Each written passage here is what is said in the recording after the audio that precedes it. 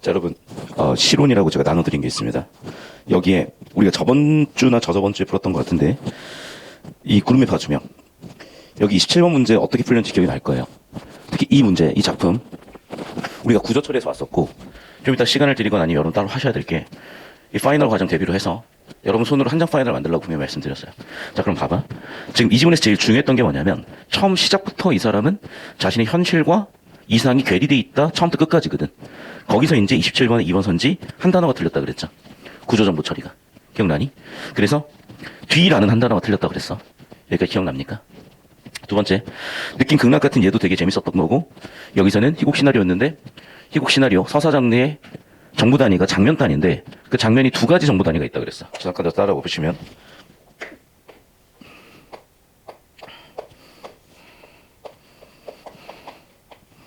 중략을 기준으로 나눌 수도 있다 그랬었고, 의상 체인지를 기준으로 나눌 수 있다 그랬었죠. 의상 체인지 기준으로 나누면은 현재에서 과거로 넘어갔었고요. 과거 같은 경우에서도 이게 동현이와 서현이 갈등은 당연히 보였는데 이 이후의 갈등을 잘 못 잡더라고. 서현이와 함이 정도 갈등이야. 왜냐하면 서현이 같은 경우에는 부처님 만드는 게 제일 중요한 거였고 함이정 같은 경우에는 가족을 꾸리는 게 제일 중요한 거라 그랬었잖아. 그리고 둘이 싸우진 않지만 이쪽 쪽으로 갈렸던 거 보시면 아마 잡히실 거예요. 다시. 그래서 적으셔야 돼. 다시. 여러분 손으로 한 장 파이널 적으셔야 되고 왜 다시 한번 한 장 파이널에서 제가 원래 이 실온이라는 교재는 제 첫 수업 교재예요. 근데 우리 학생들 왜 이게 마지막 수업에 들어와 있는지는 지금 이거 쓰시면 아실 텐데 자 일단 서정장례에서 주제는 정서라고 얘기했고 정서라는 게 직접적으로 드러나 있으면 좋겠지만 드러나 있지 않을 때는 주어진 상황에 따른 반응을 읽어내시라고 얘기했었고 두 번째 구조 처리인데 구조는 문장이나 전체 수준에서 처리가 가능하다고 얘기했습니다. 전체 같은 경우에도 촉발, 중간에 유지될 수도 있고 전환될 수도 있고 마지막 집약 그리고 표면적으로 드러나는 정보가 있고 이면적으로 드러나는 정보까지 읽으라고 그랬었잖아. 여기까지 기억나세요? 저 다시 따라오시면 그래서 오늘 여러분한테 풀어보라고 했었더니 30분 문제도 역시 마찬가지인데 보시면 알겠지만 지금 내신에서는 달라 당연히. 그리고 내신은 어떤 형태로든 변별력을 갖고 낼 수도 있고 그리고 사실은 선생님들의 어떤 내신 경향성이 아주 일관되지는 않아요. 더구나 선생님이 막 세 분씩 들어와 버리시면 그러다 보니까 학생들이 어떤 일이 벌어지냐면 요거 지금 풀어보라고 했을 때 학생들한테 학생들의 눈은 이쪽으로 자꾸 가요. 이쪽으로 자꾸 가요. 근데 얘들아 이런 건 이미 중학교 때 처리가 다 된 거야. 묻질 않아 이런 거는.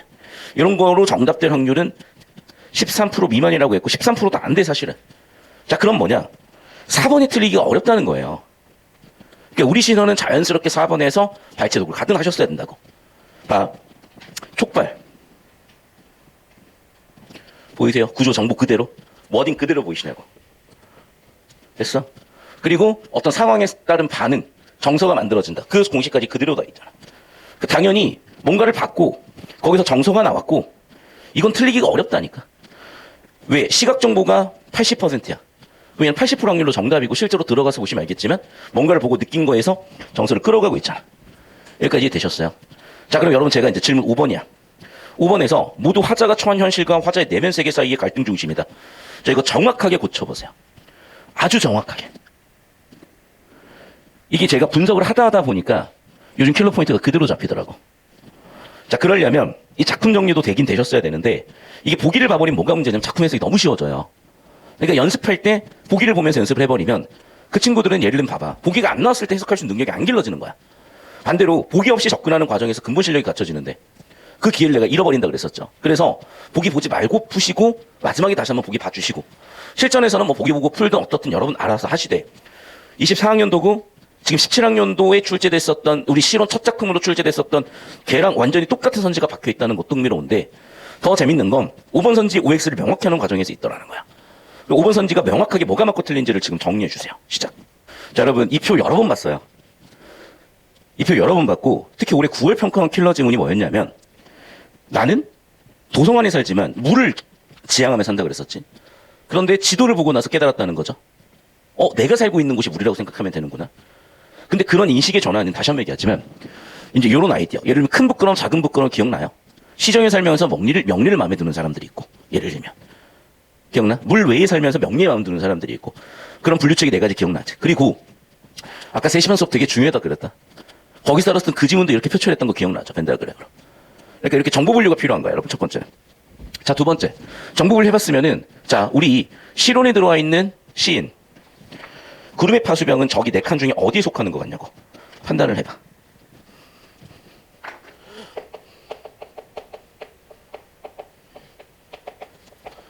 얘의 구조는 뭐냐면, 자, 시인이에요. 화자는. 시인은 당연히 시를 지향하며 살죠. 하지만 얘는 현실 생활 공간이 있는 거야. 근데 나는 이게 되게 부정적이라고 느끼고 있는 거야. 맞죠? 그럼 봐. 처음부터 끝까지 대립 갈등은 해소가 돼요, 유지가 돼요. 이 대립 갈등은 유지가 된다니까. 해소되지 못해. 그럼 얘들아, 봐. 이 사람은 지금 현재 어디 살아? 현재 내가 사는 곳은 가족들과 생활하는 공간이야. 그쵸? 내 지향은 어디야? 시야. 그러니까 17, 구름의 파수병은 위치가 여기죠. 정보를 다시 한번 분류하자면 뭐라고? 나는 시를 추구하지만 나 현실. 이곳에 살고 있고 생활은 이곳에서 진행이 되고 있고. 여기까지 되셨어? 자, 그럼 봐. 이제 가작품과 나작품이 여기서 어디에 속하는지 명확하게 판정을 하셨어야 돼. 오케이? 이게 좀 어려워요. 근데 왜 그렇게 시키는지를 보셔야죠. 자, 봐. 나의 현실이 있고요. 나의 내면 세계에 있다고 치자. 근데 이거를 현실과 내면 세계, 이걸 나의 지향이라고 읽어낸다면 구름의 파수병 같이 나의 현실 생활이 있고 시가 있는 거잖아. 그럼 당연히 대립 갈등이 주제가 되죠. 무슨 말인지 알겠어? 그러니까 지금 제가 올해 6월 9월에서 특이했던 지점 바탕 EBS를 이제 질문을 받고 수업을 준비하는 과정에서 이게 3, 4, 5월에 제가 받았던 질문이나 수업적인 측면보다 요즘 들어오는 질문들에서 저도 성장을 느끼는 게 왜 그런 거냐면 줄탁동시라고 저와 여러분이 서로 상호작용해서 같이 성장하는 거예요. 생각을 해봐. 내가 초등학생을 데리고 양자역학 설명 못해. 질 떨어지는 학생들 데리고는 저도 질 떨어지는 수업밖에 못하는 거예요.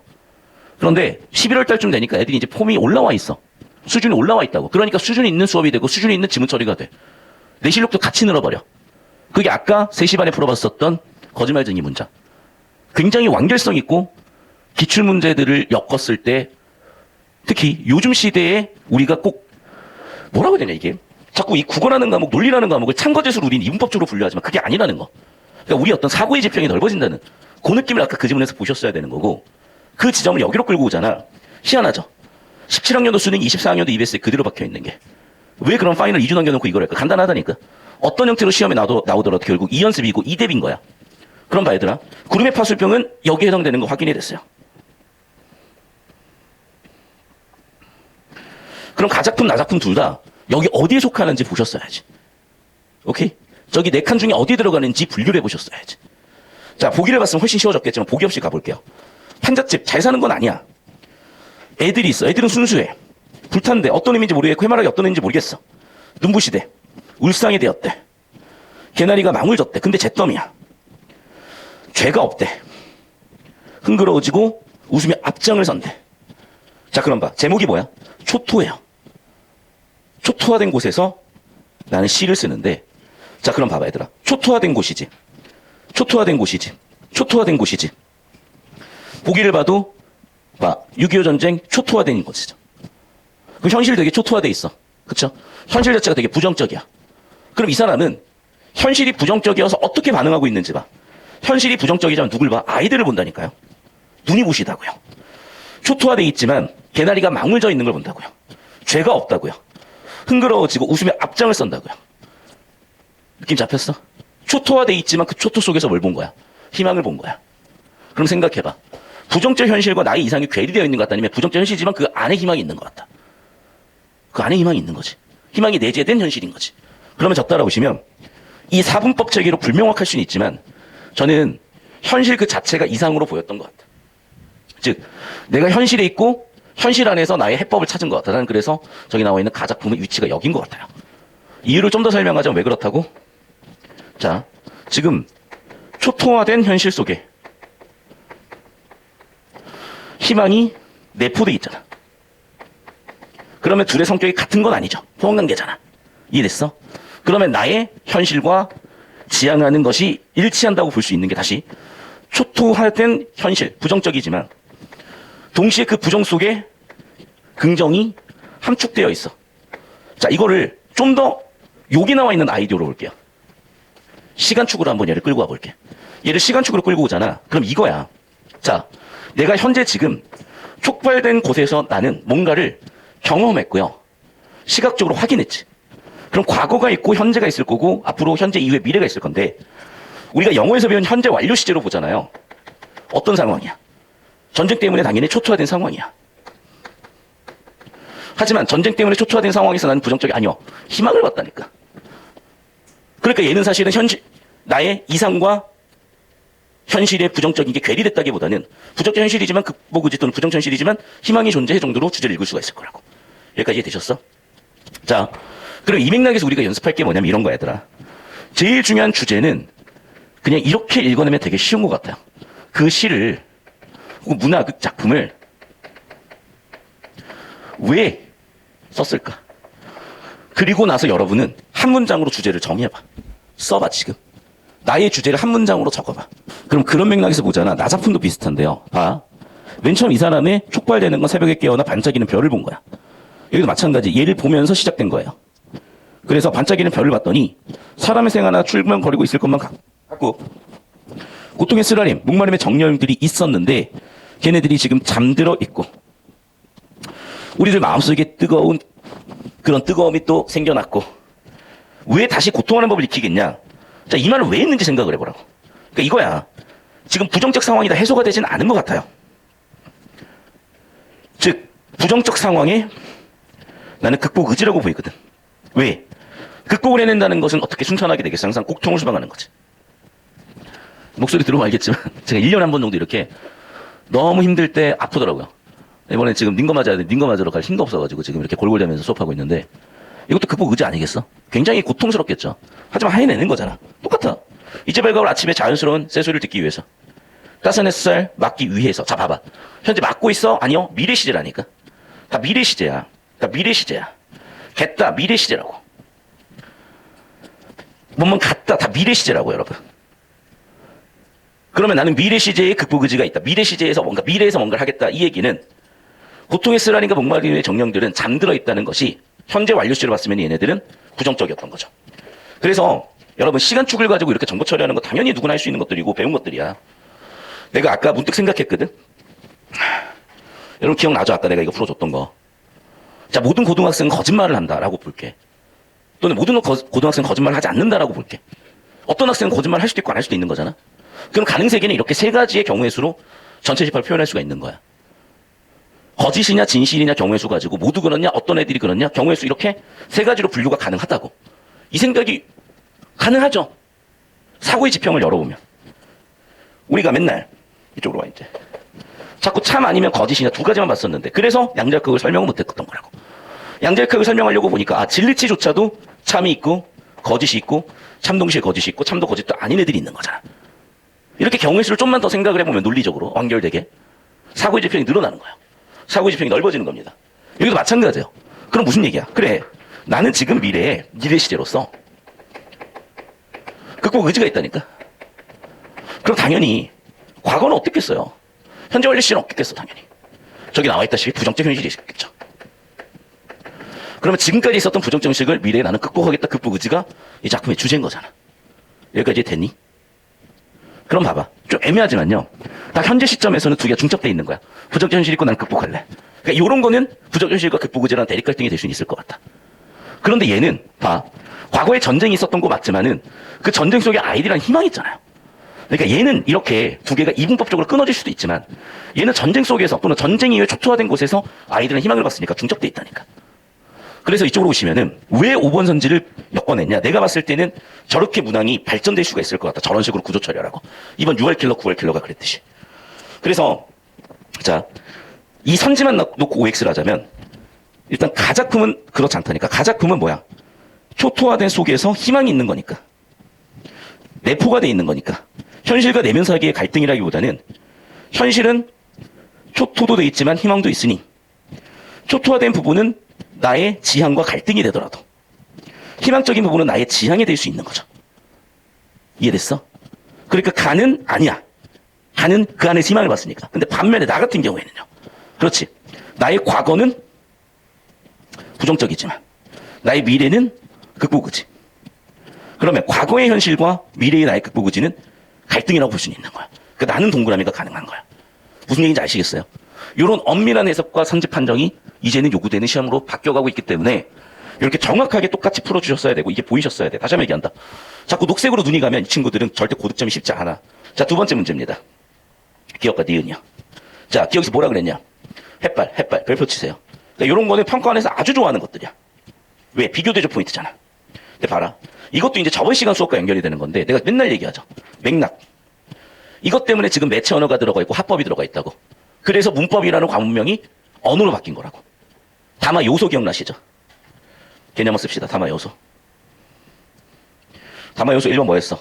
화자. 2번 뭐였어? 청자. 3번 뭐였어? 언어 메시지. 4번 뭐였어? 상황, 맥락.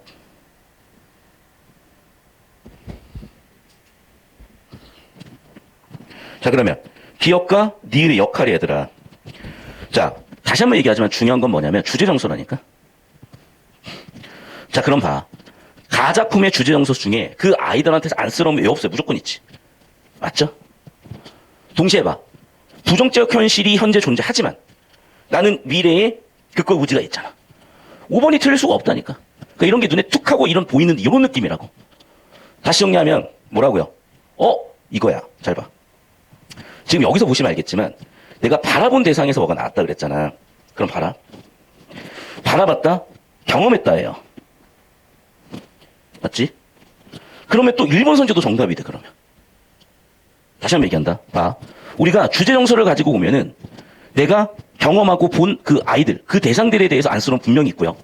두 번째, 여기 나와 있다시피 고통과 쓰라림의 목마름의 정령들이 있는 부정적 상황에서 하지만 나는 미래에는 극복 의지가 있으니 얘도 맞아. 자, 그러면 질문. 1번, 5번 둘 다 복수 정답이야. 1번 왜 틀렸어, 그러면? 정확하게 틀린 이유 찾아서 쓰세요. 아니면 왜 맞는지 왜 틀린지 뭐가 틀렸는지 정확하게 OX 하세요. 뭔 말인지 수업 지금 따라 잡아야 돼. 우리가 1920년대를 살고 있었다고 한다면요. 모든 자연계에 존재하는 진리치는 참 아닌 거짓이야. 근데 여러분, 양자역학으로 인해 설명되지 않았던 생물, 화학, 물리 현상이 다 설명되기 시작을 해요, 사실은. 그런데 이걸 뒷받침한 논리 체계가 없었어. 참 아니면 거짓이죠. 거짓 아니면 참이죠. 오른쪽 스핀 아니면 왼쪽 스핀이죠. 그러니까 우리 직관이 너무나 맞았어. 근데 양자역학이 그게 아니라는 게 발견이 됐고 오른쪽 스핀, 왼쪽 스핀이 중첩된 상태인 거예요. 이걸 그럼 어떻게 설명하면 될까? 간단하다니까. 교집합이 존재한다고 해석을 해주면 돼. 참과 거짓이 중첩돼서 존재하잖아. 상호 배탁 상태가 중첩돼서 존재하잖아. 자, 다시 돌아와서 이렇게 역사도 이렇게 과학도 바뀌어가고 지나가는 거잖아요. 그럼 국어라는 과목에서의 개념도 바뀌어가요. 왜? 30년밖에 안 된 학문이야. 수능 역사도 30년 됐어. 자, 그러면 내가 이 얘기를 왜 자꾸 하냐 이런 거야. 여러분, 되게 내가 부정적으로 생각을 하다가 긍정적으로 바뀔 수도 있고요. 긍정적으로 생각하다가 부정적으로 바뀔 수도 있어요. 원래 긍정적인 사람이 더 긍정적이 되기도 하고요. 원래 부정적인 사람이 더 부정적이 되기도 해. 또는 별 생각이 없다가 긍정적이 됐거나 별 생각이 없다가 부정적이 되는 거야. 이거예요. 내가 수업 시간에 개념을 몇 번 얘기해줬다.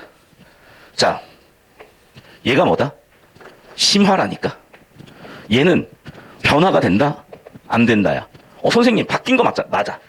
근데 국어 개념에서는 얘를 변화라고 보지 않더라고. 뚜렷하게 변화가 있어야 되나 봐. 그래서 부호가 바뀌어야 변화라고 보고 전환이라고 보는 거예요. 여기까지 됐니? 자, 그럼 1번 선지가 왜 틀렸냐? 최근 수능에서는 이걸 새롭다라고 얘기를 해요. 없던 상태에서 생겨야 새롭다고 하는 거야. 자, 그럼 1번 선지 왜 틀렸냐? 봐. 기억, 니은 모두 화자가 경험한 거 맞죠? 시각 정보 맞잖아. 거기서 내가 느낀 거 얘기했으면 의미발견도 당연히 맞죠. 그럼 왜 1번 선지가 오답이냐는 거야. 지금 틀린 게 하나도 없어요, 여기까지. 내가 빨간색, 주황색 친 것 중에. 그럼 유일하게 여기서 애매한 건 뭐냐면 새로운이라는 개념이야. 됐어? 그러니까 새로운 의미가 되려면 뭐가 돼야 되는 거냐?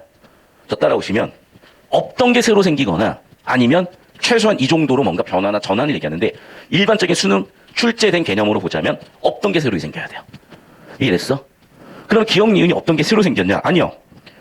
애당초 얘는 초토에서 아이들이란 희망을 받고 해바라기라는 희망을 봤을 거 아니야. 그러니까 계속 봐오던 정보들이야. 니은도 마찬가지야. 그래서 화자가 경험하고 있는 현실 세계에서 새로운 의미를 발견했다. 자, 추론을 한번 해봅시다, 여러분. 그러면 이 시인들은 1번 선지처럼 반짝이는 별을 보고 햇살을 보면서 새로운 극복 의지를 다졌다. 가능해요, 불가능해요? 가능하지. 근데 100% 참여인지는 정보가 불충분하죠. 원래부터 이런 생각을 가지고 있던 사람인지 아니면 이 생각을 얘를 보자마자 새로 한 건지는 정보가 불충분해. 지금 무슨 얘기야? 얘랑 똑같다고. 세 가지 경우의 수가 있잖아. 세 가지 가능 세계가 있잖아. 얘도 똑같다고 그러니까. 지금 무슨 얘기냐? 시인이요. 과거부터 현재, 미래까지 해서 기억과 니은을 봤을 때 원래 있던 생각이 계속 유지가 된 건지 아니면 아무 생각이 없다가 얘네가 들어오면서 새로 생긴 건지는 정보가 불충분하다고. 그러니까 얘는 새롭다고요. 얘는 새롭다가 아니야. 맞죠? 그런데 우리 지금 가나 작품을 판정할 때 여기에 해당하는지 여기에 해당하는지는 알 수가 없어. 왜? 정보가 불충분해서. 무슨 말인지 아시겠어? 그러면 1번 선지가 틀린 게 아니라 5번 선지가 더 맞는 거야. 이해되지? 그러니까 이렇게 보면 1번 선지 맞아. 이렇게 보면 1번 선지 틀려. 그런데 문제는 얘도 가능, 얘도 가능이라니까. 그럼 가장 적절한 건 맞고 틀릴 가능성이 있는 1번 선지가 아니라 5번 선지였다는 거야. 이해되셨어요?